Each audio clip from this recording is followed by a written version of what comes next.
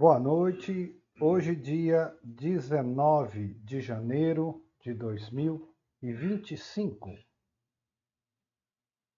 Muito bem, nós começamos o curso de meditação contemplativa, cura espiritual e meditação 1.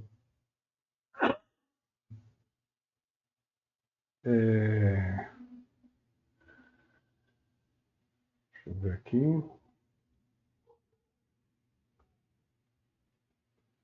Muito bem, eu sou o Giancarlo, eu estou me apresentando, só tem gente conhecida aqui, mas eu estou me apresentando porque algumas pessoas vão assistir offline a gravação, tá bom? Então, eu sou o Giancarlo. Esse curso, a gente fala meditação contemplativa, as pessoas entendem errado e acham que a gente fica meditando online na aula. Não. As meditações, na verdade, são muito curtinhas e ficam ao encargo de cada um. Até porque existem várias abordagens, tá? Entre elas, as dos nossos autores principais. Nós abordamos vários autores, mas neste dia da semana, especialmente o Joel Goldsmith e o Eckhart Tolle. O Joel Goldsmith é um místico contemporâneo, mas morreu em 1964, tá? E ele é muito expressivo. E o outro, Eckhart Tolle, é contemporâneo, está vivo. Então, esses são os dois principais. O Goldsmith é tão importante que eu traduzi mais de 20 livros dele. Então, nós vamos estudar a abordagem deles e depois cada um individualmente tem a sua conduta espiritual, de meditação inclusive, de acordo com a abordagem que se identifica. Tá bem? Muito bem. Então, vamos começar propriamente dito.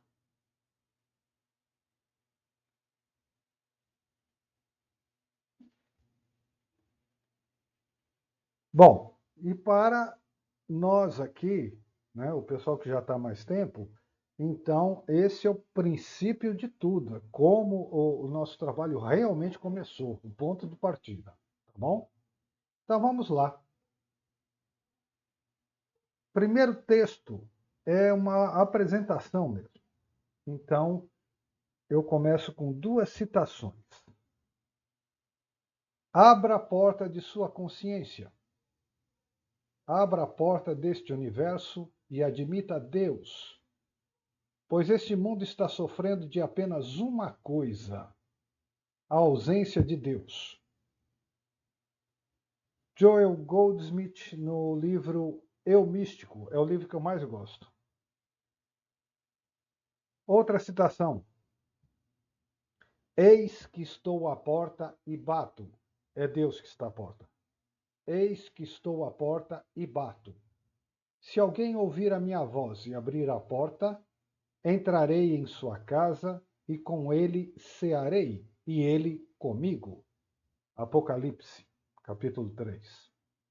Bom, muito bem.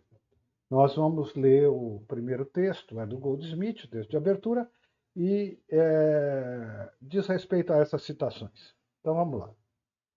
Apresentação. Este eu com E maiúsculo, o nome divino que foi dado a Moisés no Monte Sinai, no Monte Horebe, o nosso eu verdadeiro, nossa verdadeira natureza. Então começo novamente a apresentação.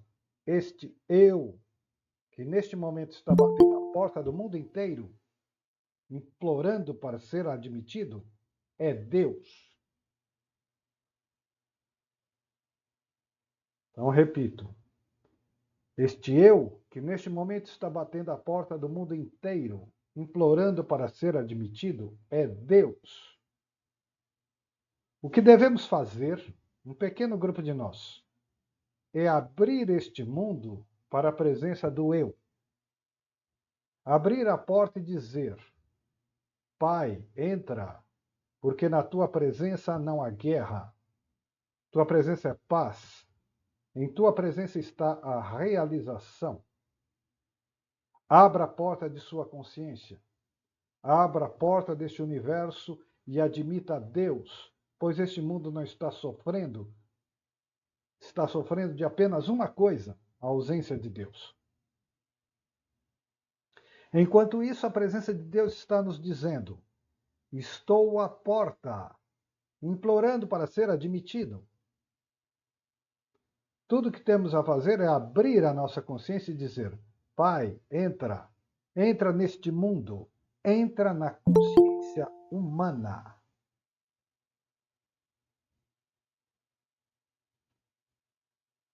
Reconheçamos que há um eu batendo na porta deste mundo. Vamos abrir a porta e aceitar Deus. E você logo verá quão rapidamente os pecados, as doenças, as carências e as limitações desse mundo desaparecerão. Em minha presença está a realização. A minha paz eu dou a você. Como posso dar a você se você não me aceita em sua consciência? Como posso dar a você? Abra a porta de sua consciência. Abra a porta da consciência deste mundo e deixe o Pai entrar. Então, preste atenção a essa influência silenciosa, sagrada e secreta, enquanto permeia toda a consciência humana e eventualmente revela a paz. A paz não virá através do homem. A paz não virá através de tratados. A paz não virá através de armamentos. A paz não virá através do desarmamento. A paz só virá através da abertura da porta da consciência, deixando o Pai entrar.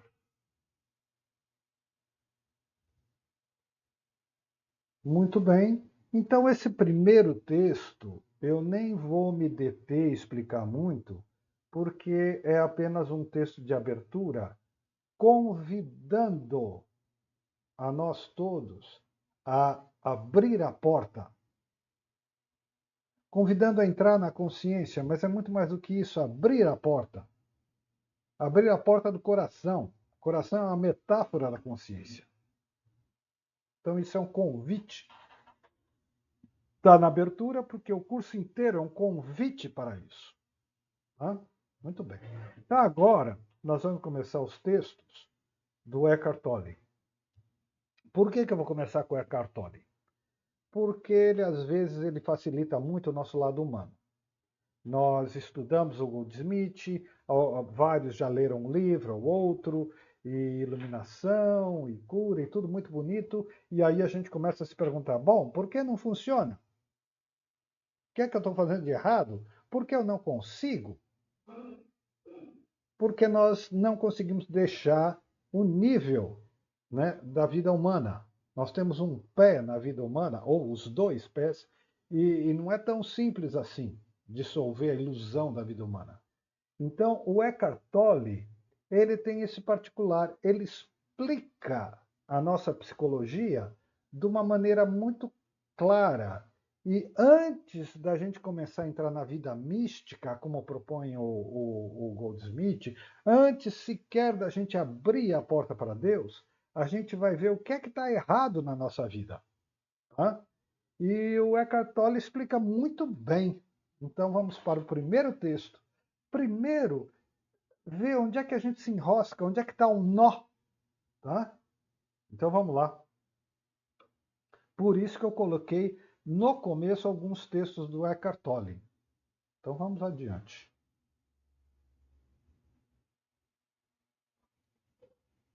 Bom, ainda finalizando a abertura, o Apocalipse tem uma outra citação que diz assim: Eu pus diante de ti uma porta aberta, e nenhum homem pode fechá-la. Deus botou diante de nós uma porta aberta. Nenhum homem pode fechá-la. Então a Bíblia, o Novo Testamento, diz que a porta é estreita. Sim, ela é estreita, mas ninguém pode fechá-la. Ela está sempre aberta. É preciso querer, é preciso abrir o coração. Bom, vamos lá para o Eckhart Tolle. O corpo de dor Os resíduos de dor deixados para trás por uma forte emoção negativa, que não foi totalmente encarada, aceita e depois abandonada, juntam-se, formando um campo energético que vive dentro das próprias células do nosso corpo. Não consiste apenas de dor da infância, mas também das emoções dolorosas que lhe foram acrescentadas posteriormente, durante a adolescência e a vida adulta, muitas delas criadas pela voz do ego. É a dor emocional que nos acompanha inevitavelmente quando uma falsa noção de identidade constitui a base da nossa vida. Muito bem. Como é a primeira aula e o primeiro curso, só esse parágrafo já traz assim vários conceitos difíceis, tá?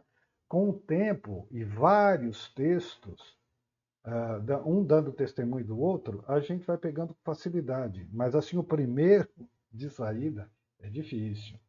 Então ele diz que os resíduos emocionais vão se acumulando. Tudo que é mal resolvido ou não é resolvido vai se acumulando. O que é que vai se acumulando? Experiências de dor, traumas, traumas infantis, traumas pré-natais, conflitos da adolescência e por aí vai. E quando a coisa é mal resolvida ou não é resolvida, ela tende a voltar, que nem um disco quebrado. Se repete, padrões de repetição, até a coisa ser resolvida. Então vai se resolvendo. Então, por exemplo, Freud diz que quando a gente nasce, o primeiro confronto que a gente tem é com a mãe. Sou eu e a mãe, uma divisão. Eu e o mundo. Então aí começa eu e a mãe. Então a mãe simboliza as mulheres do mundo. Então um conflito, um trauma com a mãe na infância vai se repetir e ser projetado em todas as mulheres da vida da pessoa.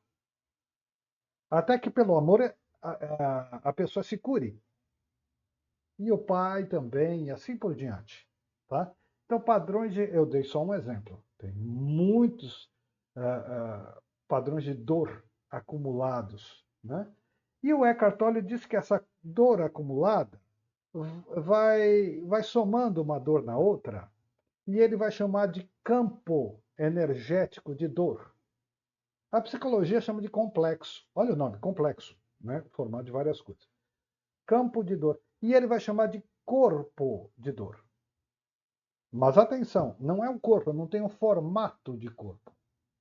Tá? É muito mais um campo mesmo. Tá? Mas um campo psíquico, de dor, de coisa mal resolvida. Complexo, como chama psicologia. Mas aí o Tolle diz assim: todas essas energias, né, essas experiências de dor, juntam-se formando um campo energético que vive dentro das próprias células do nosso corpo. Isso eu discordo radicalmente. Viver dentro das células, como ele pode saber disso? Isso é impossível de ser verificado.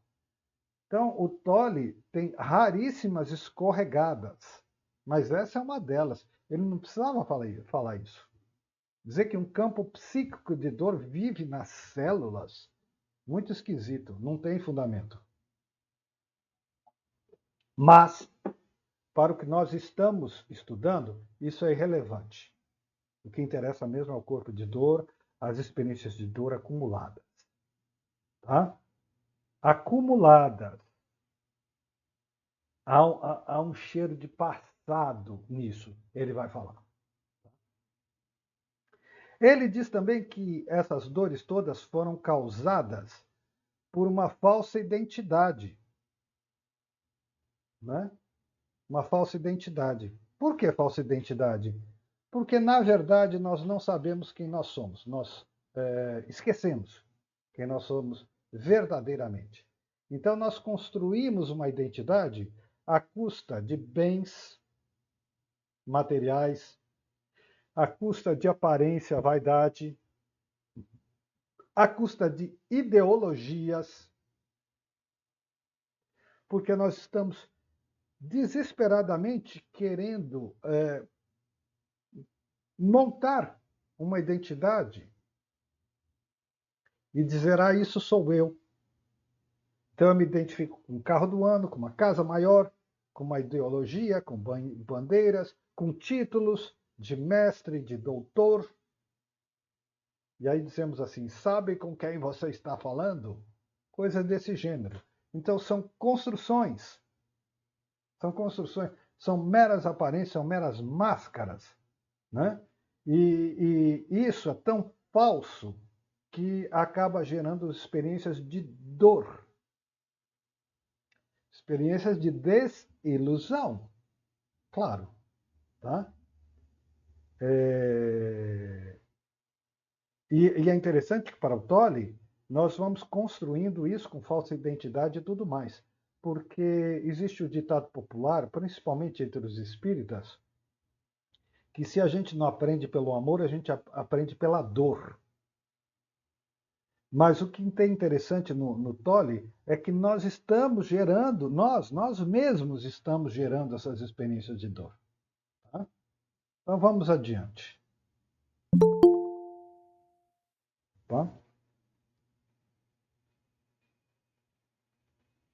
Então, por que a gente não tem experiências místicas mais intensas? Porque a gente está todo emaranhado nessas coisas, tá? Nessas experiências de dor. Então vamos adiante. A este campo energético de emoções antigas, dores, mas ainda muito vivas, elas podem estar disfarçadas, soterradas, mas elas estão muito vivas, que habita dentro de quase todos os seres humanos, dou o nome de corpo de dor. Então, não é um corpo, é um campo, mas nós vamos ouvir falar muito nessa expressão, porque é tudo que amarra a gente. Contudo, o corpo de dor não tem uma natureza apenas individual. Também acarreta a dor sofrida por inúmeros seres humanos ao longo da história da humanidade, que é uma história de permanentes guerras tribais, de escravidão, pilhagens, violações, tortura e outras formas de violência. Essa dor ainda vive na psique coletiva da humanidade, inconsciente coletivo, e é ampliada diariamente, como podemos verificar nas notícias ou nos dramas das relações interpessoais. Então, em resumo, ele está dizendo: há corpo de dor coletivo, causada pelas experiências de Mao, Stalin, de Hitler e assim por diante. Tá? Tudo isso fica gravado no inconsciente da humanidade como experiências de dor. Mas eu só dei os exemplos recentes. Isso é desde que o mundo é mundo. Há um filme mudo, que se chama Intolerância. Filme mudo, longo, e que vai vendo vários impérios da antiguidade e aborda esse tema, a intolerância. A intolerância sempre andou com a humanidade. Tá? Não é uma novidade do século XIX, XX, XXI, não. Isso é a história do mundo mesmo. Então, eu sugiro assim, que vocês assistam a esse filme que chama Intolerância. Tá? Bem, vamos lá. Então, eu já li o texto do Tolle sobre o corpo de dor, mas agora eu vou falar um pouquinho livremente do corpo de dor.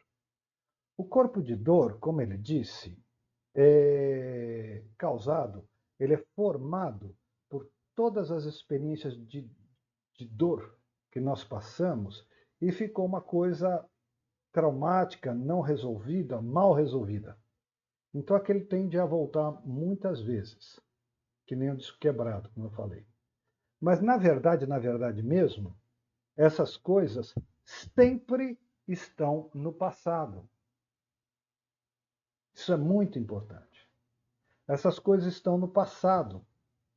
Então a mente humana, ela se volta para o passado para buscar essas experiências de dor. e revivê-las.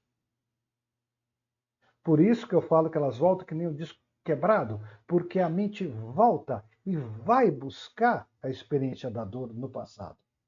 O corpo de dor, ele está vivo e ele se alimenta justamente disso, de reciclar a dor. Então, quando você está menos distraído, eu uso um exemplo não muito elegante. Nós estamos dormindo, aí vem a hora do xixi. Vai no banheiro, volta para a cama e aí começa. Em 1990, fulano me fez isso. Nossa, agora? Por que isso? Agora não está acontecendo nada, no presente não está acontecendo nada. Porque, de repente, no momento de distração, orai e vigiai. No momento de distração, que eu estou meio dormindo, meio acordado, a mente vai lá atrás e a emoção volta junto, a raiva, a mágoa, o rancor volta junto. Em 1990, fulano me fez isso. Por que isso? Ou então a briga do casal. Começam a brigar por uma escova de dente. Daqui a pouco a irritação vai crescendo, daqui a pouco um joga na cara do outro. Mas naquele ano você me fez isso. Pronto, a mente foi buscar lá atrás e volta com a carga emocional, a pessoa revive aquilo intensamente. Então, eu vou continuar num tom informal e vou contar uma história aqui que todos já ouviram muitas vezes, que eu tinha um amigo que fazia entrevista em centro espírita, para trabalhos que hoje se chama atendimento fraterno, né? E para encaminhar para passes, para tratamento de desobsessão, essas coisas. E chegou uma senhora xingando muito, muito. Ela xingava, uma senhora idosa, xingava.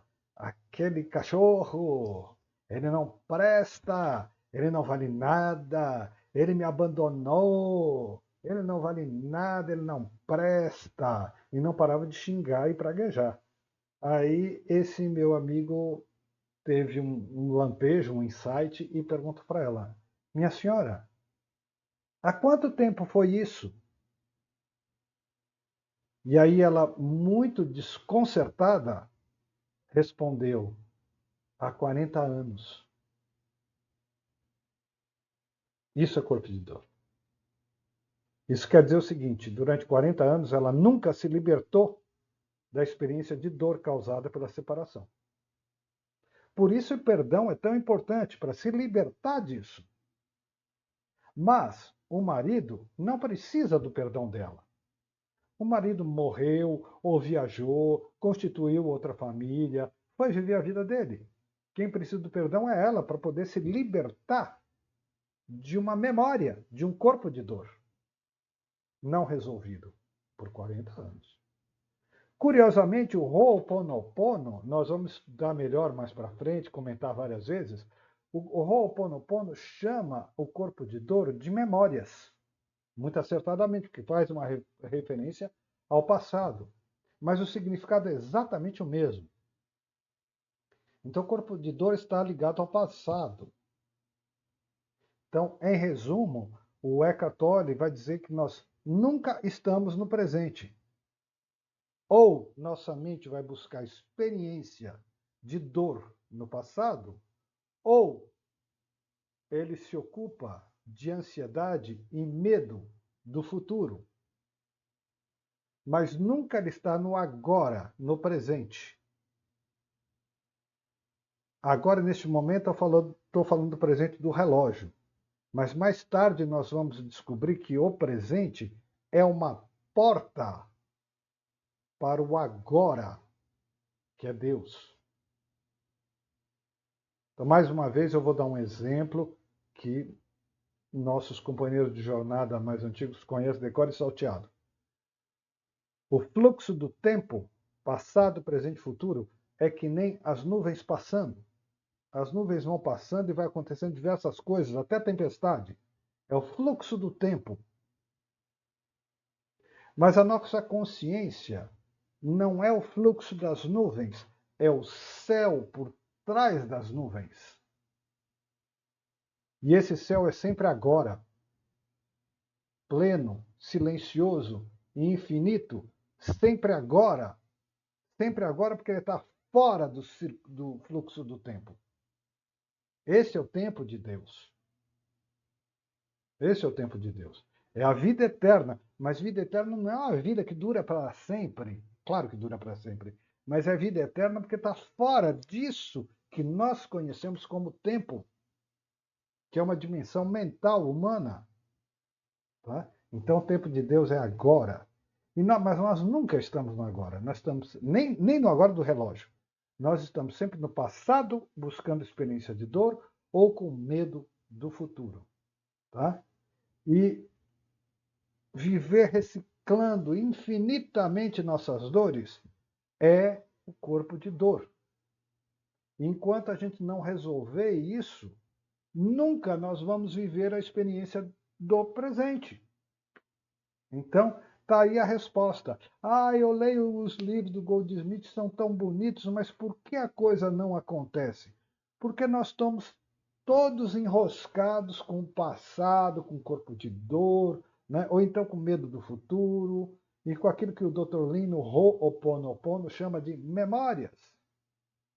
E depois, na meditação, ele vai dizer: neste momento, libero minhas memórias. Só vai funcionar se você estiver no presente. Tá? Então, isso é o corpo de dor. Então, o caminho espiritual, ele, infalivelmente, ele tem que começar por a gente começar a perceber o corpo de dor.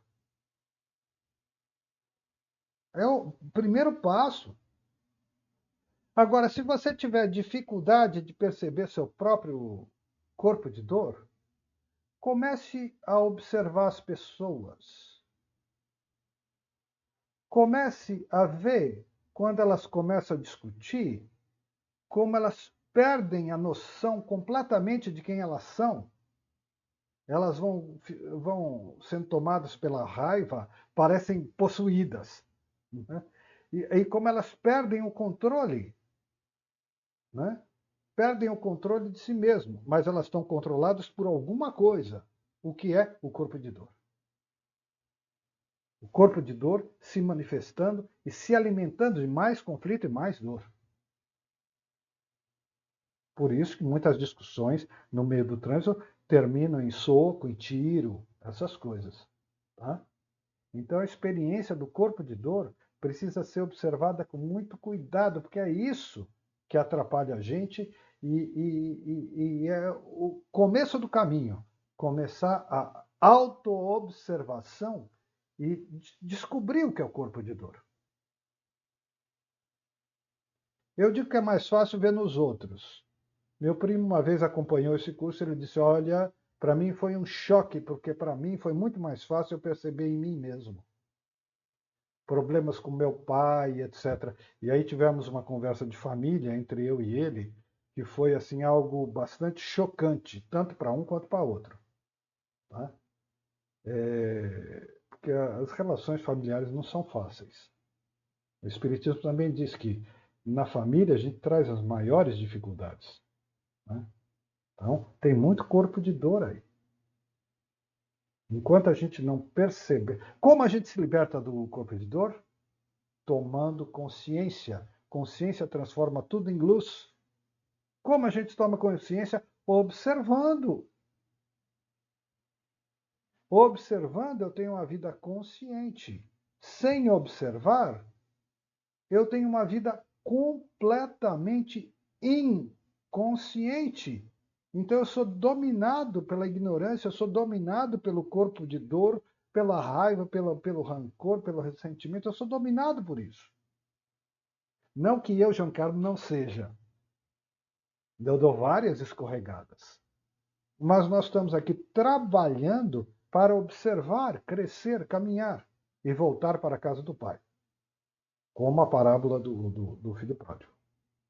Fácil? Não, não é. Mas é para começar agora. Agora é o tempo de começar. Então, a solução que o Tolle nos apresenta é observar. Observar, porque aquilo que você percebe diante da luz se desfaz. Essas emoções, essas dores são feitas de trevas. Mas trevas não têm consistência. Diante da luz, elas não são um ser, elas não correm para fugir e se esconder. Diante da luz da consciência, elas simplesmente se desfazem. Então, a observação é o primeiro passo da vida espiritual, é a autoobservação. A autoobservação, tá? E a autoobservação dessas experiências de dor, senão nós não vamos ficar livres delas nunca. E observando, nós poderemos ter a experiência libertadora e divina do perdão dos outros e de nós mesmos. Né? Por isso que o Ho'oponopono fala, né? Sinto muito, me perdoe, te amo, agradeço. Tudo bem? Então, isso é o corpo de dor. Como se não fosse complicado o suficiente, ainda junta, né? As mulheres têm um corpo de dor muito denso por causa do machismo no mundo, né? Os judeus por causa do nazismo, os negros por causa do tráfico, mas isso era comum, inclusive entre eles mesmo, uma tribo escravizava a outra, mas são experiências traumáticas e se transmitem para uma mente coletiva.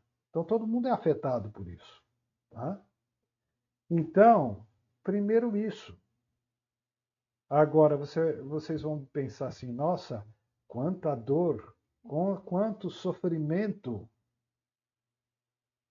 Mas o Tolle está propondo assim, observando, eu não sou isso. Essa é a grande verdade que eu descubro. Eu não sou isso. Eu estou me identificando, eu estou vestindo máscaras.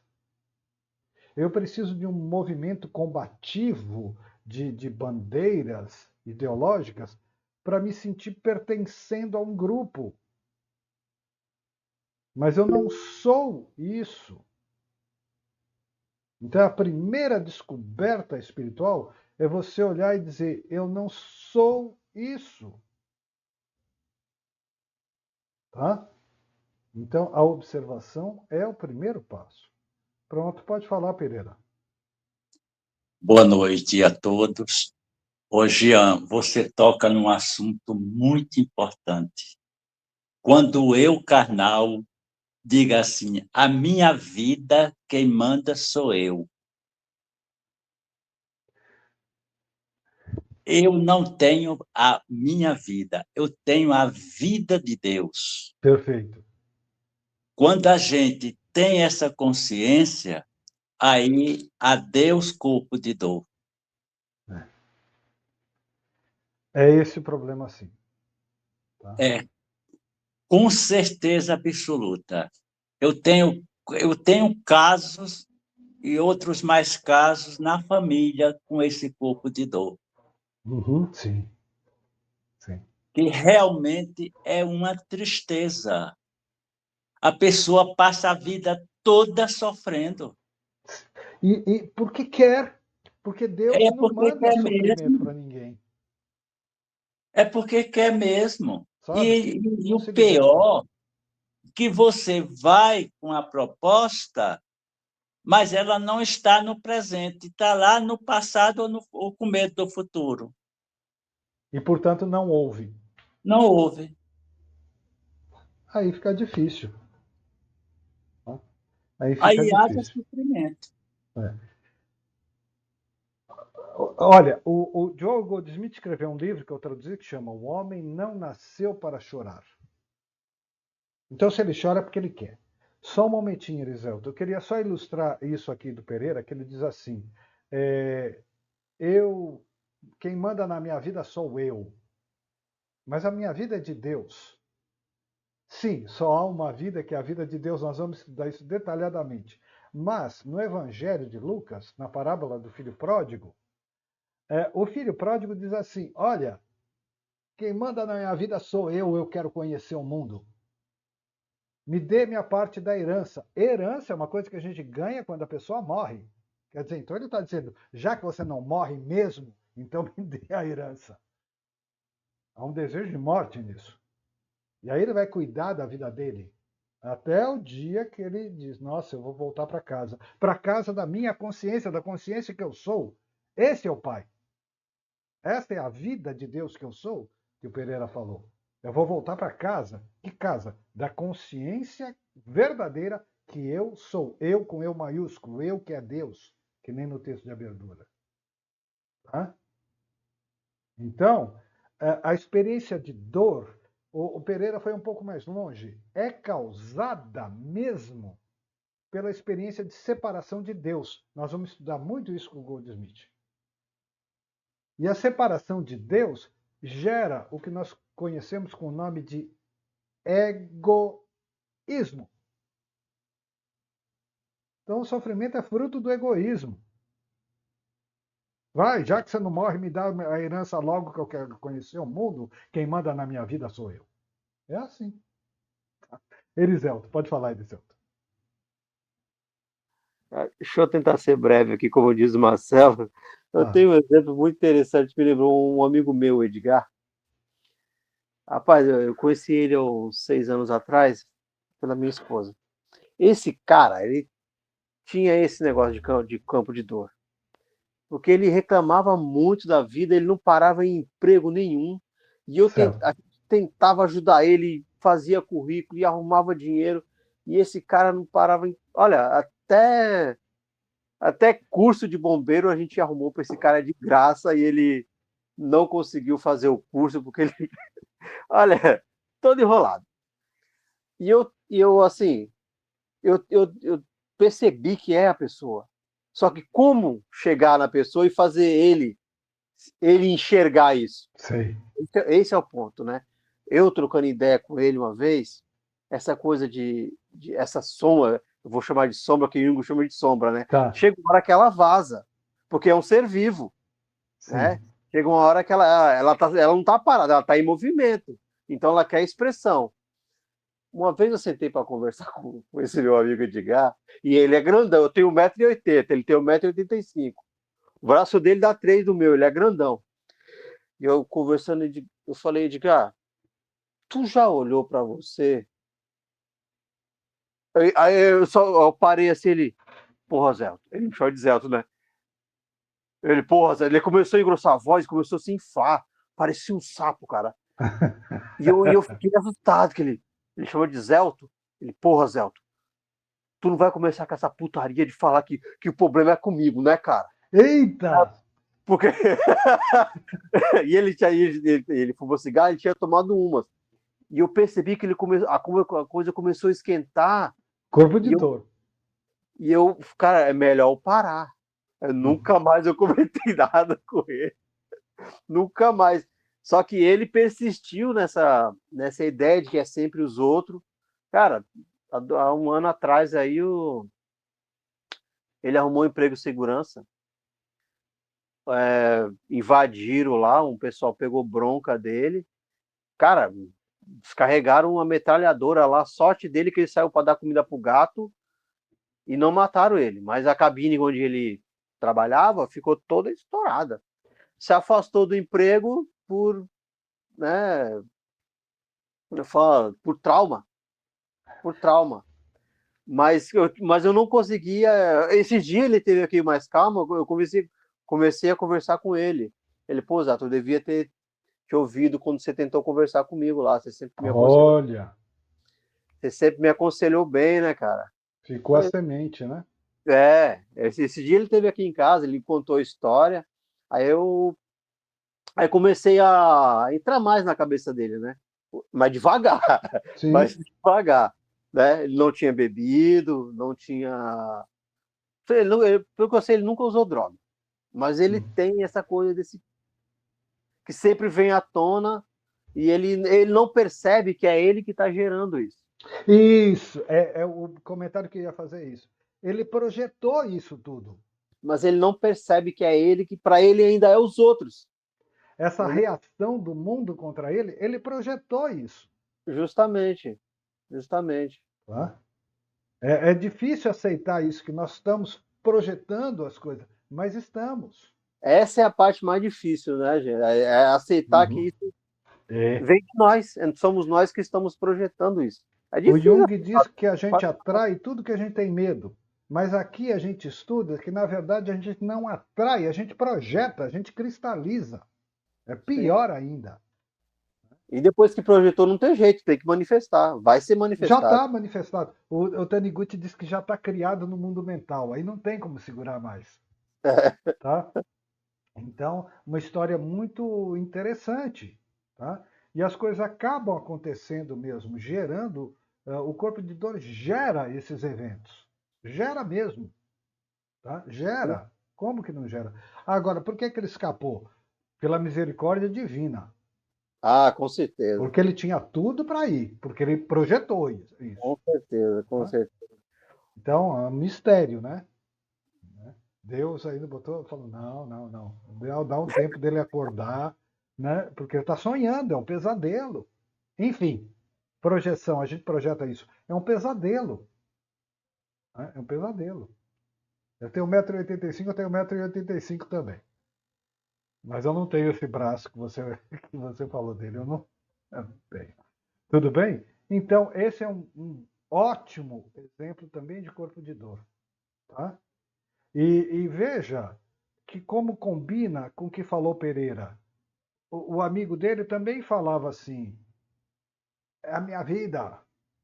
Não venha falar que é a minha vida e que eu sou a causa de tudo. É a minha vida. Né? E o Pereira está falando só a vida de Deus. Quando a gente perder esse senso de separação, aí a coisa começa a andar. Então, gente, o que eu quero colocar é isso, que o começo da vida espiritual começa com isso que Zelton que quis falar para o amigo. E ele não quis ouvir. Ele já sabia. Ele já sabia, mas ele não quis ouvir.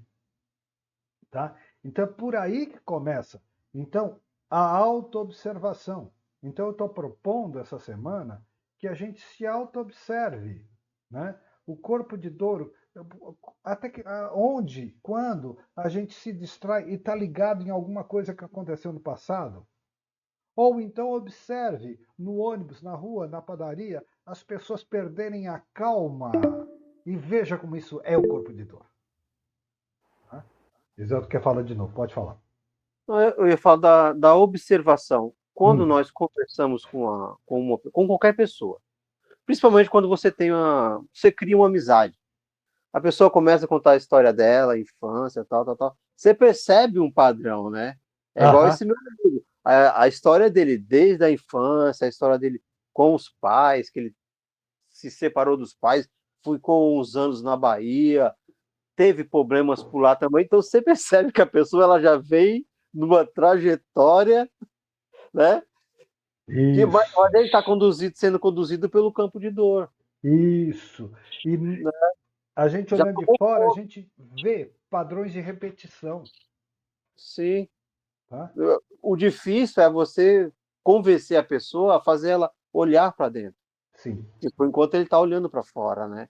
Olhar para dentro de si e perceber que ele está projetando. Porque se ela olhar para dentro, ela dissolve.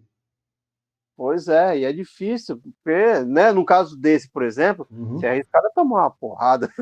Sim. Não é só com ele, não, é qualquer pessoa. E ele abertamente não queria, falou, não quero. Não, não. Vai começar a falar disso? Não quero. Então, bom, então a vida fala. Aí ele projeta a própria vida para falar, porque não tem como, né? Tudo bem? Agora, que fique bem claro, não há a ideia de castigo, não há a ideia de castigo divino. O corpo de dor projeta a sua própria dor e começa a acontecer. É uma projeção mental, uma cristalização de como a gente está se sentindo. Não é Deus que mandou um castigo para a pessoa mudar, tá? Não, não. Somos nós que projetamos. O Ho'oponopono fala a mesma coisa. Tudo projeção mental. Então você está vendo alguém doente ou alguma coisa, ou uma guerra, você tem que se perguntar: o que é que há em mim que isso está chegando em mim, está se apresentando, eu estou cristalizando isso?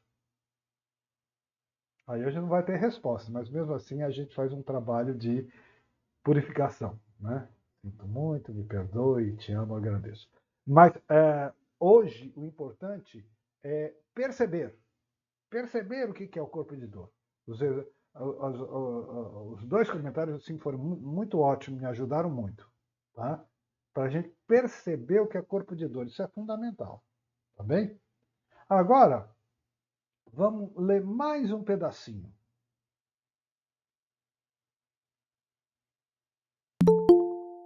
Oi. Então, vamos ler mais um pedacinho, então. A identificação com o corpo de dor. Observe a resistência que tem dentro de si próprio, o que o amigo de Erivelto não queria fazer. Observe a resistência que tem dentro de si próprio. Observe o apego que tem à dor. Fique muito atento. Observe o prazer peculiar que lhe advém de se sentir infeliz. Observe a compulsão para falar do assunto ou para pensar nele. Todas essas frases começam com observe. Observe a resistência que tem dentro de si próprio. Observe o apego que tem à dor. Fique muito atento. Observe o prazer peculiar que lhe advém de se sentir infeliz. Observe a compulsão para falar no assunto ou para pensar nele. A resistência cessará se você a tornar consciente. Poderá então voltar a sua atenção para o corpo de dor, estar presente como testemunha e dar assim início à sua transformação. Só você o pode fazer, ninguém mais o pode fazer por si. A responsabilidade da transformação é de cada um. Só nós podemos transformar nossa vida observando e transformando o corpo de dor em consciência. Então, agora eu vou comentar algumas coisas. Observe a resistência que tem dentro de si próprio. A pessoa não quer mudar. Olha o amigo falando. Vai falar disso agora? Não quer. Observe o apego que tem à dor. Sim, as pessoas são apegadas à dor porque com elas controlam as pessoas e chamam a atenção. Por exemplo, através de uma doença, chantagem emocional de mãe com filhos, de pai com filhos, de filhos com mãe e assim por diante. Observe prazer peculiar que lhe advém de se sentir infeliz. Não é exatamente um prazer, mas a pessoa não consegue evitar. E depois ele fala, observe a compulsão de falar disso. Bom, quantas pessoas você conhecem que no telefone só falam de doença? De doença de gente que morreu e etc, etc. Quantas? Aqui está mais próximo do que eu posso dizer. E ele diz, tudo isso passa se você tornar consciente. Então, nesses últimos minutos, eu vou contar mais uma história que todo mundo conhece. Eu fazia uma meditação aqui, numa igreja que aqui na Bahia se chama Igreja de São Lázaro. Uma igreja importante na tradição baiana. Tem muita ligação com o sincretismo e tudo mais. Eu cheguei lá, dá tempo de contar? Sim. Eu tinha um trabalho espiritual que me puxaram o tapete por causa de aluguel. Tá? Era um trabalho com ayahuasca, com o daime. Puxaram o tapete e como o sentido da minha vida era fazer um trabalho espiritual, eu tinha que fazer um trabalho espiritual. Eu vou fazer uma meditação. Quis uma parceria com vários espaços esotéricos, ninguém quis, todo mundo queria me cobrar. E eu não queria cobrar nada, eu só queria pedir alimento para doação para os pobres. Era um trabalho espiritual mesmo. Aí eu fui parar nessa igreja. Entrei lá, passei, não tinha ninguém, passei por cima dos cachorros dentro da igreja. Falei, nossa, acho que eu vou fazer uma meditação aqui. Voltei na semana seguinte, aquelas missas populares, todo mundo cantando assim. Aí eu entrei no embalo, tal, tudo bem. Aí eu fui perguntar, ó, eu queria fazer uma meditação aqui, recolher alimento para os pobres, sabe? Aí eu falei para o padre, olha, eu não sou maluco, eu sou uma pessoa da fé. Eu não vou fazer nada de esquisito. Esse padre, que depois, assim, passou a ser uma pessoa que eu admiro muito, polonês, ele me olhou de cima a baixo, assim, e me disse assim, você pode. Ele não me perguntou nem meu nome.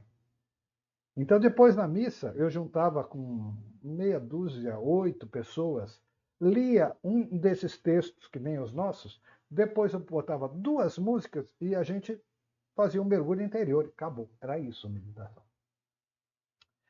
A gente também fazia 5 minutos de aquecimento com exercícios de tai chi e tal, de alongamento, só para arrumar a postura. Pronto. Aí, depois que a gente faz os exercícios, eu faço a leitura. Na hora que vai colocar a música, uma senhora vira para mim e fala assim: posso fazer uma pergunta? Nossa senhora, pode. Por que é que eu choro toda noite? Aí, naquele ambiente, dentro da igreja, na nave da igreja, não era numa salinha, não, na nave da igreja. Eu respirei, virei para ela assim e falei assim: ó, você me perdoe, mas eu vou falar com sinceridade. Por que você chora toda noite? Porque você gosta. Aí foi um choque. Todas as pessoas ficaram chocadíssimas com a resposta. E aí eu continuei, né? Morde e assopra. Falei, calma, não se impressione. Eu estou querendo dizer que todo mundo faz isso, eu também faço. Não é assim, não se ofenda. Inconscientemente, nós sofremos e com isso chamamos a atenção dos filhos, era o caso dela, que ela se achava abandonada pelos filhos. Chamamos a atenção dos filhos, do marido, de pai, de mãe. Nós fazemos isso como seres humanos. Aí todo mundo ah, respirou aliviado, né? Aí, 3 meses depois, essa senhora me chamou e falou assim: olha, eu quero agradecer muito a você por esse trabalho, porque eu não sou mais a mesma pessoa, eu não tenho mais as mesmas ideias, eu não tenho mais os mesmos pensamentos. E eu falei: o mérito é seu, porque tudo isso é fruto de você olhar para si mesma. Nós estamos juntos fazendo trabalho, tudo bem. Mas você olhou para si mesmo e começou a perceber. Tá? Então, essa é uma experiência também da observação e do corpo de dor. Bem do jeito que o Todd falou aqui. Observe a compulsão de se sentir infeliz, de falar, o apego que você tem à dor. Ela precisava da dor para fazer chantagem para os filhos. Né? Resistência de mudar. Né? E aí, quando a gente observa, a resistência cessará se você a tornar consciente. Então você volta a sua atenção para o corpo de dor, quer dizer, percebe. E estando presente como testemunha, você dá início à sua transformação. Você começa a mudar só de perceber o corpo de dor. E aí o Eckhart Tolle fala: só você pode fazer isso. Não adianta procurar mestre, não adianta procurar guru. É você que tem que olhar para dentro e perceber onde é que está o nó. Onde é que a coisa toda amarrou? No passado. Experiência de dor. né? Necessidade de perdão. Perdão é absolutamente necessário.